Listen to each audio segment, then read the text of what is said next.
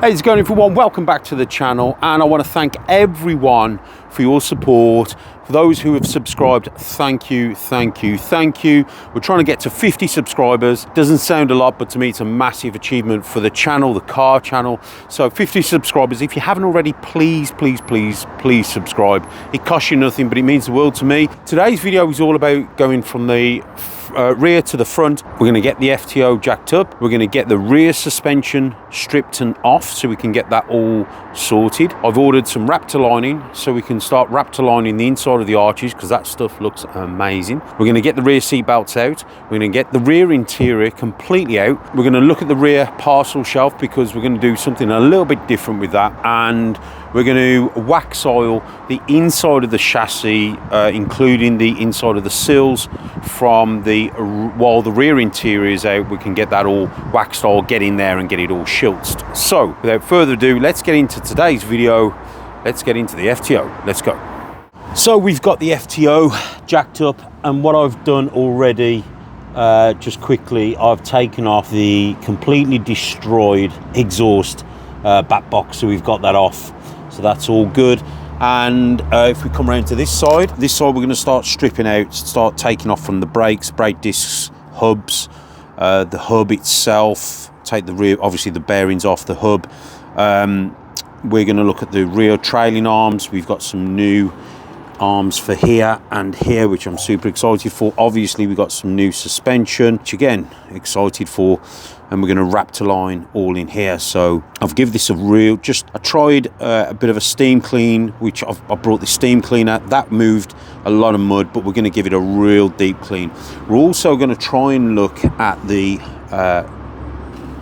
actual lip on the arch, because depending on what wheels I'm running and how low I go, I don't want it to be catching.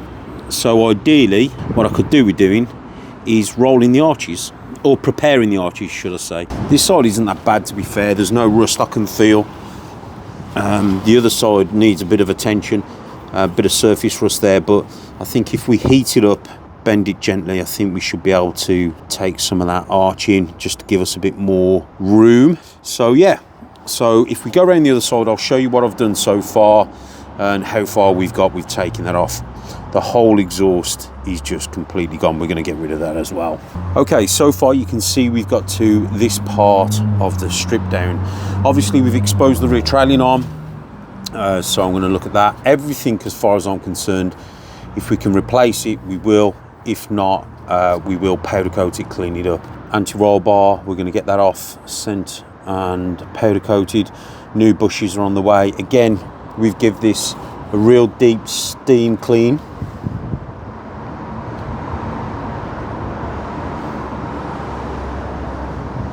Let's crack on and get this all stripped down.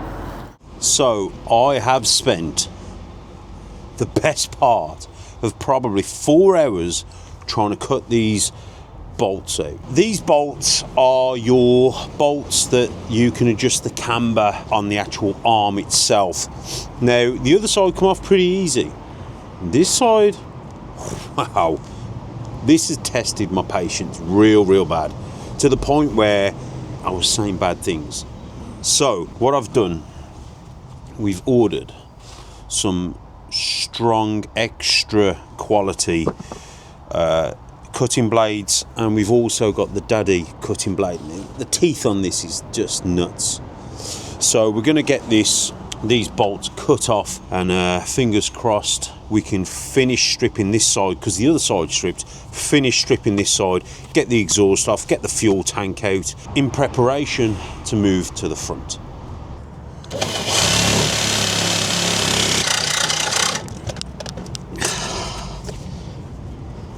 Woo! Okay, this thing's brutal. Wow. Next part. Oh yeah. Wow. This blade's taking no prisoners. I must have spent about 4 hours on this the other day. So we've lost a tooth. Not my tooth. The blade's tooth. Come on, baby. Let's have ya. Yeah, baby. This is the arm. It's the camber bolt. Wow, what a job and a half. Literally, no word of a lie, like 4 hours going through multiple blades. Just absolutely nuts. Just goes to show when you've got the right equipment. And again, don't get me wrong, the blades I brought were for steel, but these must have been high steel bolts, just cutting through them with that new blade, just like a hot knife through butter. Awesome. Now we need to take the exhaust off, and this vehicle is fitted, believe it or not, with a cat. So model, you know, for the year 95, it's fitted with a cat. Not sure what we're going to be able to show you guys, but I need to get this heat shield off because those are the bolts I need to get to. Like I said, we are going to get all this heat shields off. Centre pipe, it's got a resonator in it, we're going to take that out. Floor, to be fair, I mean, again, I haven't really properly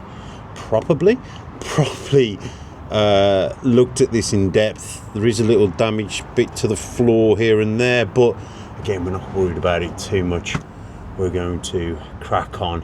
This has a heat shield which is protecting the bolts, so we're going to unbolt them and away we go.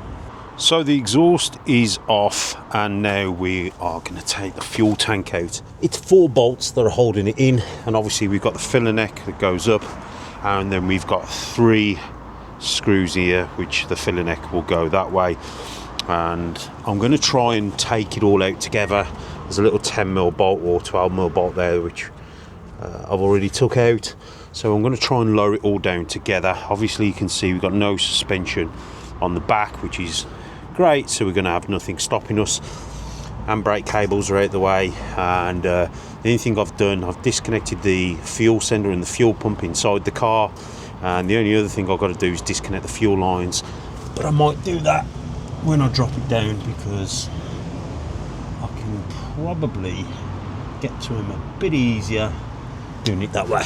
We'll get a jack under there when we undo it, and then we'll lower it down and we'll go from there. It's a fuel tank out. Feels pretty fullish of fuel, but I'm confident the fuel that's in there is no good. It's been in there for what, 10 years, something like that. So we're going to drain this.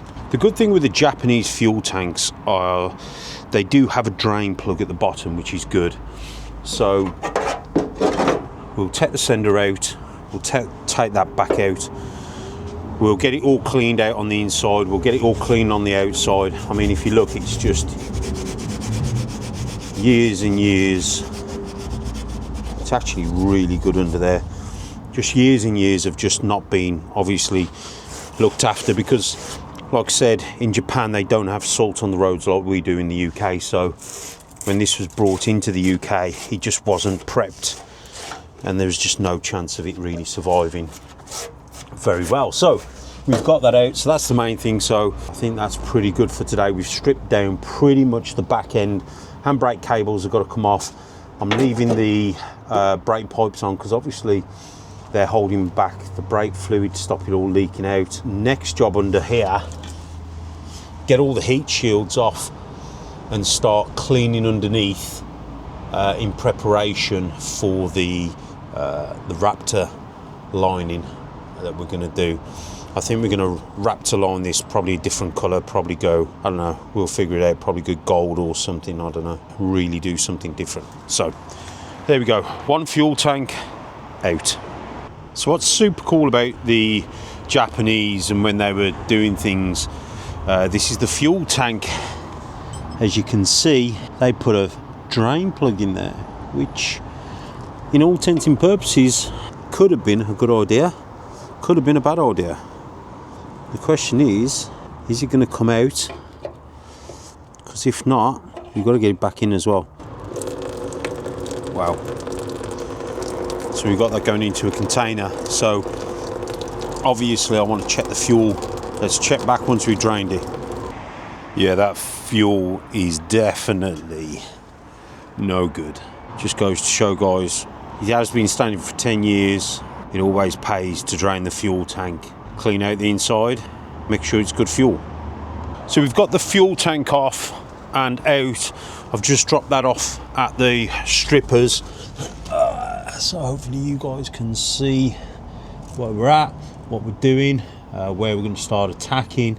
And basically what I'm going to start doing is I'm going to start attacking from where the handbrake cables come out.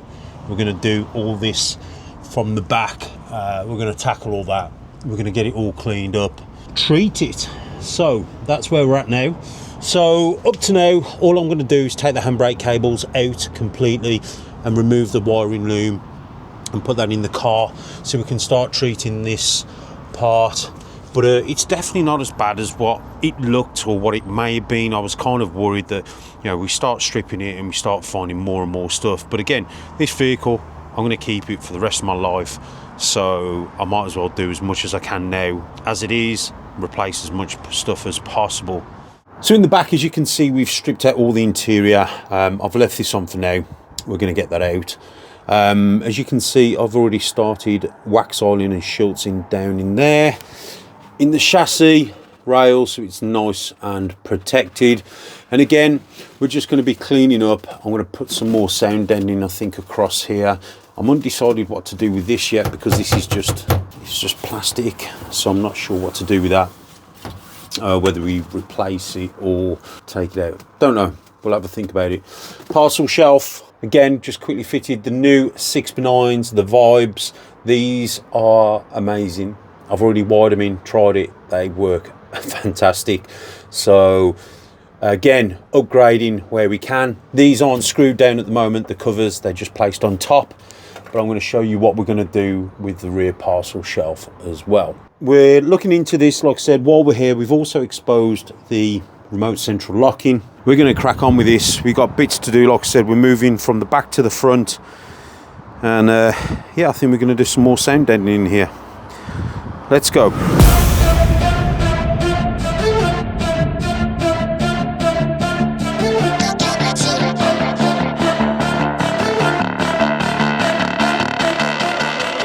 So in this box, we sent the seat belts off and they've come back. And I'm not going to lie, I am absolutely over the moon with these. Obviously, we've gone with a red. You've got to go red. But I'm not sure if this is coming across on camera, but the absolute quality. And if you look, so what they did, they took the Japanese labels off. I'm sure you can see that, the 11th of 1994. They took the Japanese original labels off and put them back onto the car. Just the workmanship is absolutely awesome. I'll put a link in the description box below to the gentleman on eBay, and all I can say, his turnaround was super fast, and he's done all 4 seat belts for me. And again, just exceptional quality. And I just can't wait to get these in the car, because it's little details like this, I feel, in the car that's really going to set the car apart. This is going to be my car, spec to how I would want an FTO.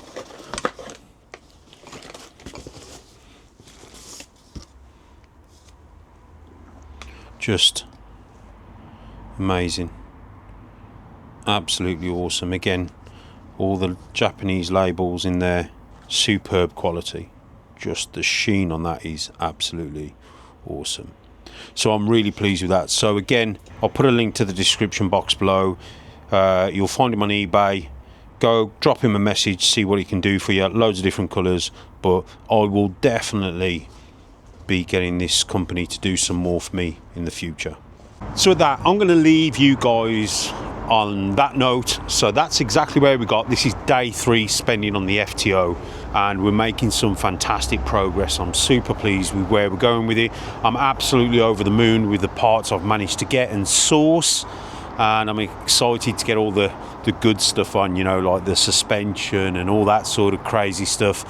And like I said, we're going to move from the back to the front. But guys, I really do appreciate you watching this video and taking time out. If you have enjoyed it and you are enjoying this content, please hit that like button. Also, if you haven't already, please subscribe. Like I said, we are building up the subscribers, and I really want to build this channel, so I'm super excited for what we've got going on in the future. But for now, I hope you're all well. Take care, and I'll see you guys in the next one. Got a monster inside of me, you better watch out if your enemy's a road ahead of full prophecy. To be the greatest beast the world has ever seen. I feed